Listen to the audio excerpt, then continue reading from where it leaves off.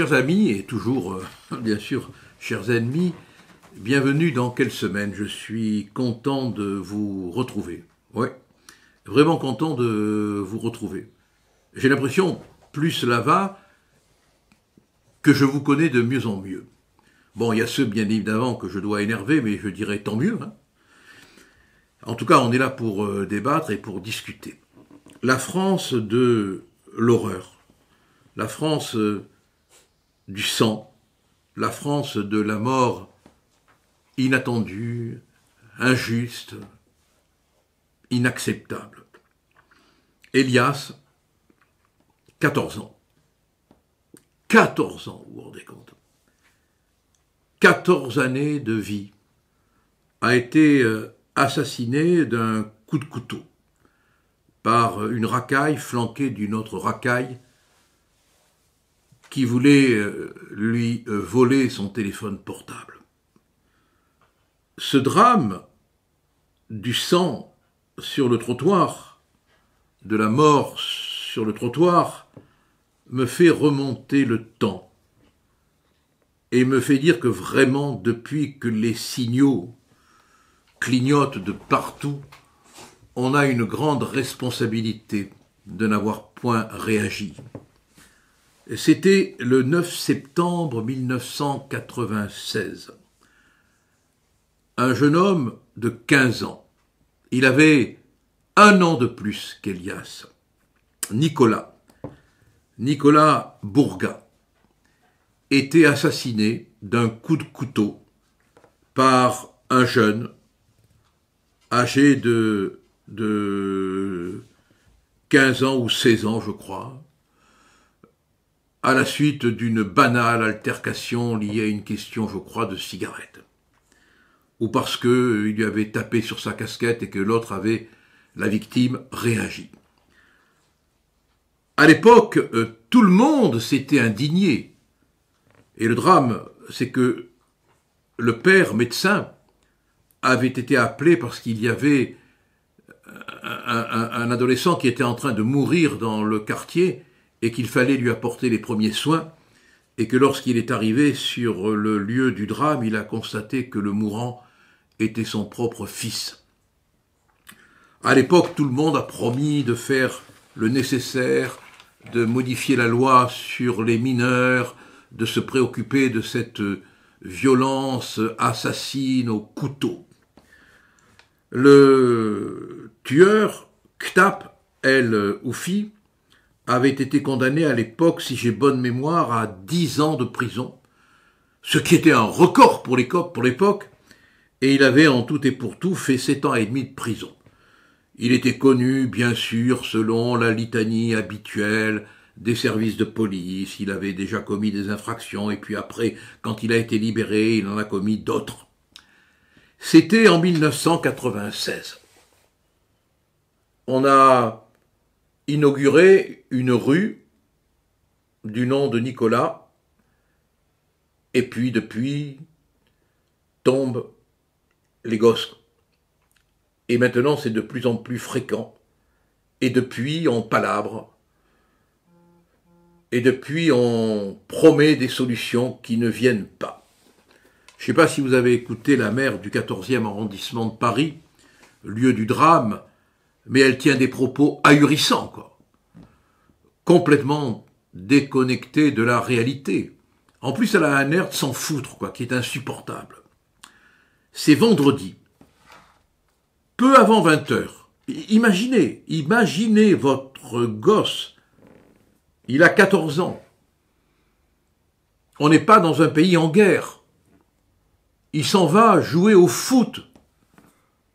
Quoi de plus gentiment ordinaire? Quoi de plus banal? Et vous apprenez qu'au sortir du terrain de foot, alors qu'il est avec son ami Samuel, 2 individus connus des services de justice, connus des services de police, connus de la maire du 14e arrondissement pour leurs méfaits, le tue. Et c'est un déplacement de la police peut-être, de la mairesse peut-être, je ne sais pas. En tout cas, c'est un déplacement administratif qui vient vous annoncer que votre fils est désormais à l'hôpital entre la vie et la mort. Deux jeunes vêtus de jogging évidemment noirs. Elias n'a pas cédé. Il n'a pas voulu donner son téléphone.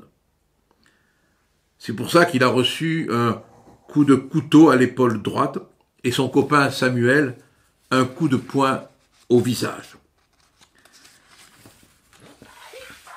Que veut dire cette violence?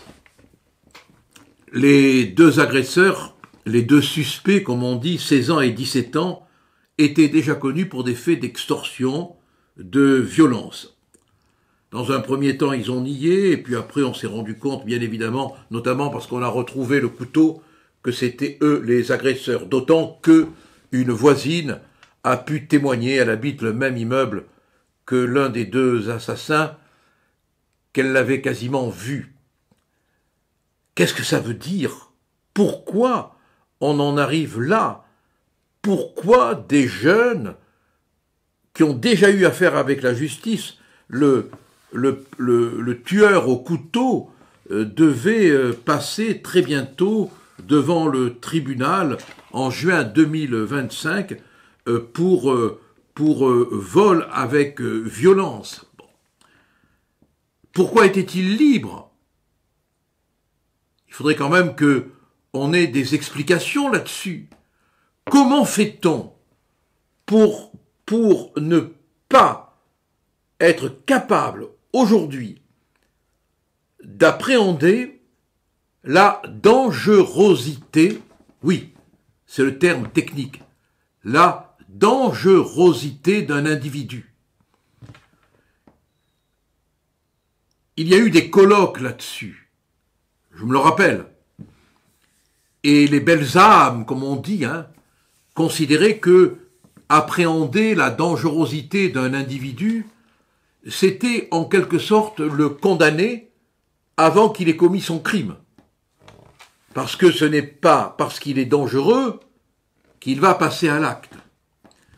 Donc il faut éliminer la potentialité, sinon on porte atteinte aux droits de l'homme assassin.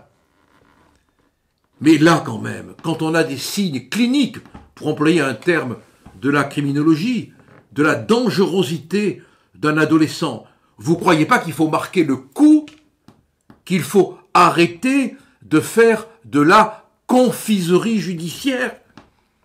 Il est passé le temps où un écrivain que vous ne connaissez peut-être pas, mais qui a eu son heure de gloire, Gilbert Cesbron, écrivait « Chien perdu sans collier » et considérait que chaque fois que on mettait un adolescent en prison, c'était, écoutez bien, Mozart qu'on assassinait.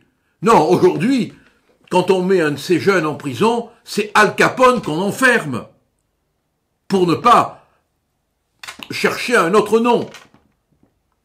Mais malheureusement, on a une justice des mineurs qui est dépassée, qui est démodée. Et on a une éducation intellectuelle de la magistrature qui est honnête, mais démodée.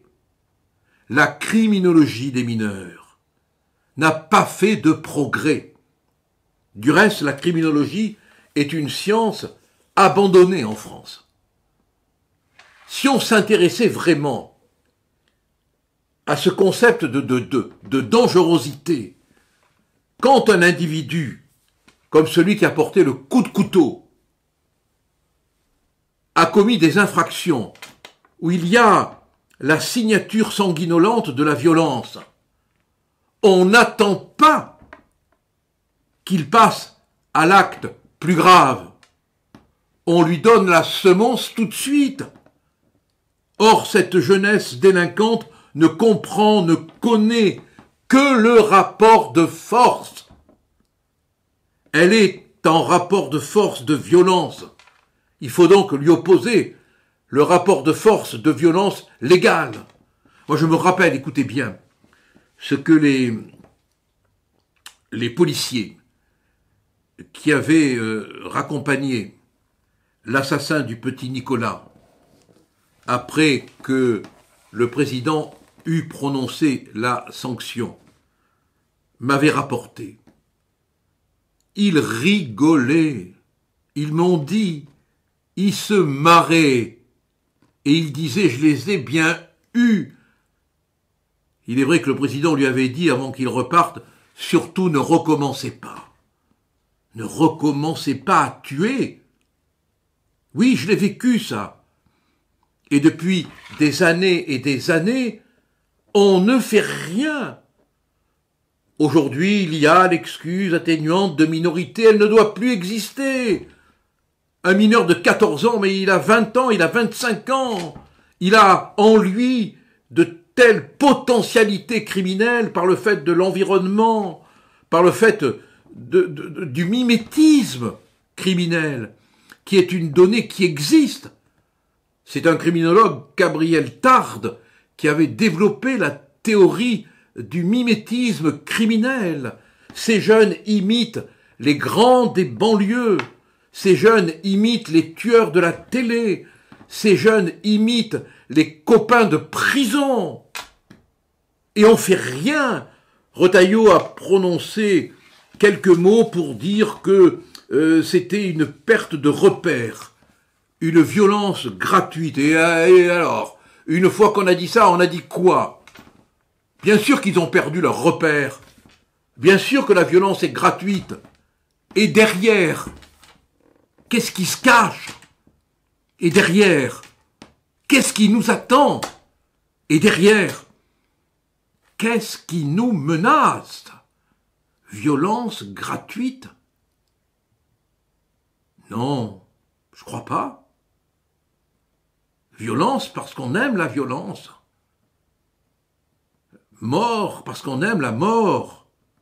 Sang parce qu'on aime le sang. Ces jeunes sont entrés dans une période où ils sont violents par passion de la violence. Et c'est ça qu'il faut éradiquer. Et on ne peut le faire que dans un rapport de force légale. Désormais, on peut dire que si les lois ne sont pas modifiées, si les comportements des juges ne sont pas transformés, on entrera dans l'ère de la complicité. Trop de jeunes Français, seraient-ils étrangers, du reste ce serait la même tristesse.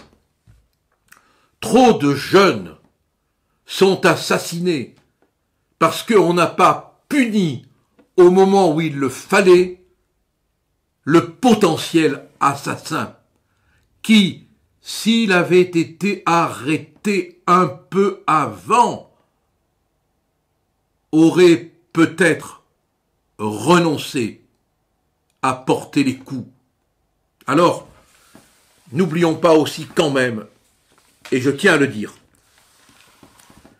même si pour l'instant ce n'est pas un élément pris en compte dans l'affaire, il faut aussi le préciser, Elias est juif.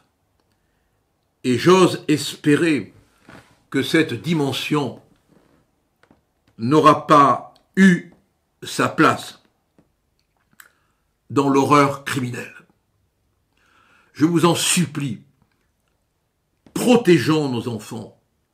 N'acceptons plus, au-delà des partis politiques dont on se fout, au-delà des palabres médiatiques dont on a marre, au-delà des phrases toutes faites qui sont des linceuls dans lesquels finalement on enferme d'oubli nos enfants, au-delà des bougies, au-delà des fleurs qui me font vomir.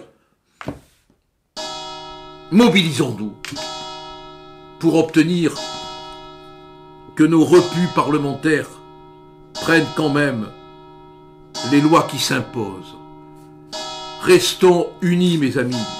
Les temps sont durs, soyons aussi durs dans le droit que les temps. À la semaine prochaine et n'oubliez pas de cliquer sur la petite cloche des réfractaires. Merci et à la semaine prochaine.